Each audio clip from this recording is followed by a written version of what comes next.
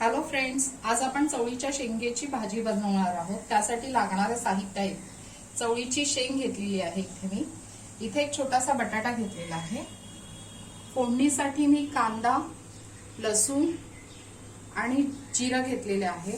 इथे आपले सुके मसाले आहेत। लाल तिखट, हळद पावडर, धणा जिरा पावडर, गरम मसाला आणि मीठ आणि तेल। चला आता कृतीकडे वळूया।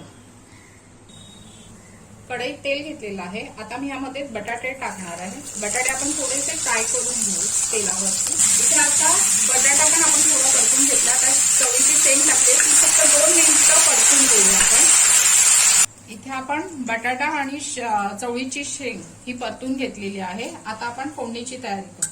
इथे मी त्याच कढईत जिरे टाकलेलं आहे। थोडंसं तेल घेऊन कांदा चांगलं परतून घेऊया।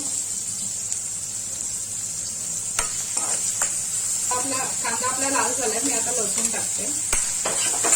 लसूण थोडा परतून घेऊ।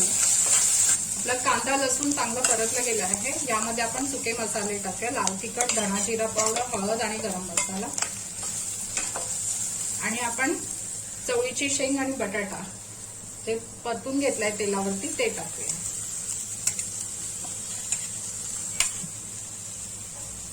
मीठ, कोथिंबीर थोडी आणि चांगलं परतून त्याला आपण वाफ पाणी ठेवून वरती वाफ देऊ।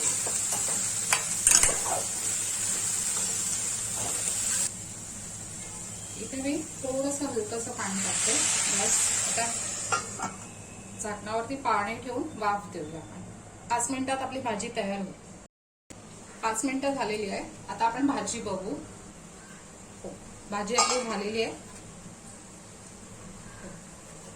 आता आपण कोथिंबीर टाकू आणि सर्व करू। भाजी आपली तयार आहे। माझा चॅनल आवडल्यास नक्की लाईक, शेअर आणि सबस्क्राईब करा। थँक्यू।